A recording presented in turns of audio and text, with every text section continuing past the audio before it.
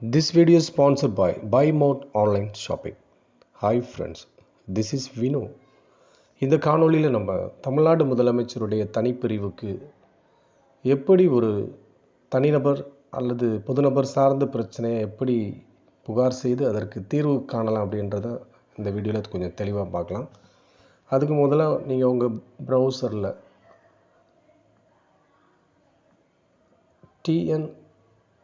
CM Cell அப்படின்னு type பண்ணி ஒரு அஃபீஷியல் பேஜுக்கு நீங்கள் வந்துக்கலாம். ஸோ அந்த முதல் பேஜ் சிஎம் ஹெல்ப்லைன் அப்படின்னு டச் பண்ணிங்க அப்படின்னா தமிழ்நாடு அரசினுடைய முதலமைச்சருடைய தனிப்பிரிவு அப்படின்ற அஃபிஷியல் பேஜுக்குள்ளே நம்ம வந்திருக்கிறோம். ஸோ அதனுடைய முகப்பு பக்கம் இந்த மாதிரி தான் இருக்கும்.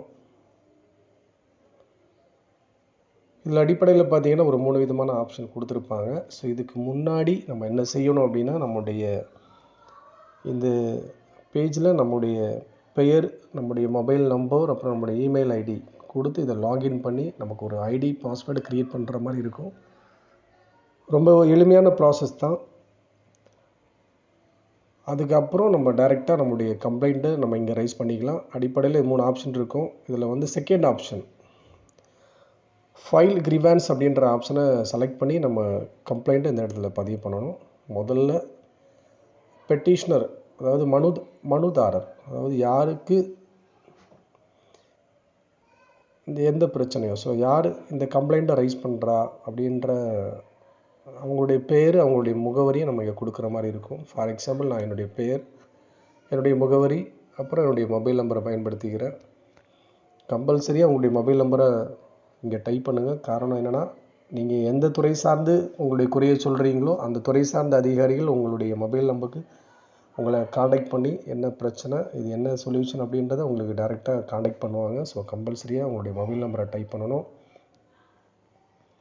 அடுத்தது ப்ளீஸ் என்டர் யுவர் ஜெண்டர். நீங்கள் எந்த பாலினம், அதாவது நீங்கள் ஆணா பெண்ணா அல்லது திருநங்கை அப்படின்றத நீங்கள் பதிவு பண்ணணும். அடுத்தது are you A differently able person, நீங்கள் உடல் ஊனமுற்றவரா அப்படின்றத இங்கே கேட்குறாங்க. ஸோ எஸ்னா எஸ், இல்லை நோனா நோ. அடுத்தது உங்களுடைய கம்ப்ளைண்ட், அதாவது இண்டிவிஜுவலாக அல்லது பொதுநபர் சார்ந்த பிரச்சனை அப்படின்றத அங்கே மென்ஷன் பண்ணணும். நான் இண்டிவிஜுவல் தனிநபர் சார்ந்த பிரச்சனையை இங்கே ஒரு டெமோவாக காட்டுறேன். அதுக்கப்புறம் உங்களுடைய ஆதார் நம்பர், அப்புறம் உங்களுடைய ரேஷன் கார்டு நம்பர், அடுத்தது தான் உங்களுடைய கம்ப்ளைண்ட். இந்த இடத்துல தான் உங்களுக்கு என்ன பிரச்சனையோ அதை ரொம்ப டீட்டெயில்டாக இங்கே கொடுக்கலாம். ஃபார் எக்ஸாம்பிள் நான் ஒரு தனியார் பள்ளியில் ஒரு ஆசிரியராக ஒர்க் பண்ணிகிட்டு இருக்கிறேன். கடந்த ஒரு 4 வருஷத்துக்கு முன்னாடி நான் அந்த பள்ளியிலேருந்து சடனாக ரிலீவ் ஆகக்கூடிய கட்டத்தில் என்னுடைய பள்ளி நிர்வாகம் என்னுடைய சான்றிதழ்களில் தராமல் ஒரு 3 மாத சம்பளத்தை கொடுத்தா மட்டும்தான் நான் உங்களுடைய சர்டிஃபிகேட் தருவோம் அப்படின்னு சொன்னாங்க. நான் உடனடியாக நான் செஞ்ச விஷயம், இந்த சிஎம் செல்லுக்கு என்னுடைய கம்ப்ளைண்ட்டை ரைஸ் பண்ணி ஒரு 1 வீக்குள்ளாடி என்னுடைய சர்டிஃபிகேட்டை நான் வாங்கிட்டேன். ஸோ அதை கொஞ்சம் டெமோவாக உங்களுக்கு கொடுத்துருக்குறேன். ஸோ அடுத்தது பார்த்தீங்க அப்படின்னா, நீங்கள் கம்ப்ளைண்ட் பண்ணக்கூடிய துறை, அது எந்த டிபார்ட்மெண்ட், அதோடைய சப் டிவிஷன் என்ன, அப்புறம் இந்த குறை தொடர்பான விவரங்களை எல்லாம் அவங்க கேட்பாங்க. இதில் நம்ம டைப் பண்ணுற மாதிரி இருக்கும்.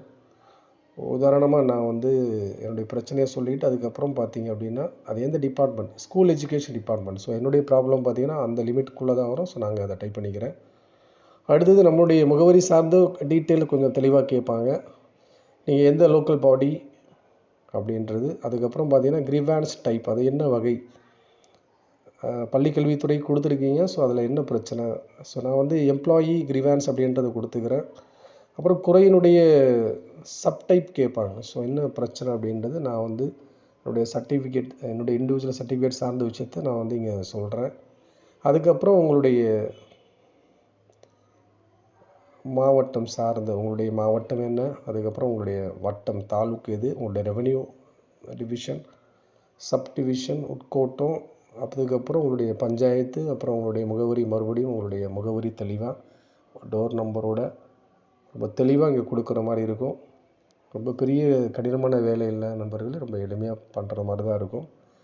ஸோ நிறைய பேருக்கு டவுட் இருக்கும், ஸோ எத்தனையோ கம்ப்ளைண்ட் பண்ணியிருக்கிறோம், இதில் ரொம்ப கரெக்டாக நடவடிக்கை எடுப்பாங்களா அப்படின்னா, கண்டிப்பாக நிச்சயமாக நீங்கள் கொடுத்த கம்ப்ளைண்ட்டை அவங்க கண்டிப்பாக இதை பரிசீலனை பண்ணி இதில் என்ன ஸ்டேட்டஸ் அப்படின்றத அவங்க கம்பல்சரியாக நமக்கு அவங்க இன்டிமேஷன் கொடுத்தாகணும். இது அரசாங்கத்துடைய உத்தரவு.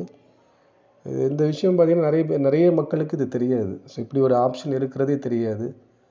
ஸோ உங்கள் மொபைல்லேருந்து ரொம்ப எளிமையாக என்ன கம்ப்ளைண்ட்டும் நீங்கள் ரைஸ் பண்ணி உங்களுக்கு என்ன பிரச்சனையோ அதை நீங்கள் தீர்வு காணலாம்.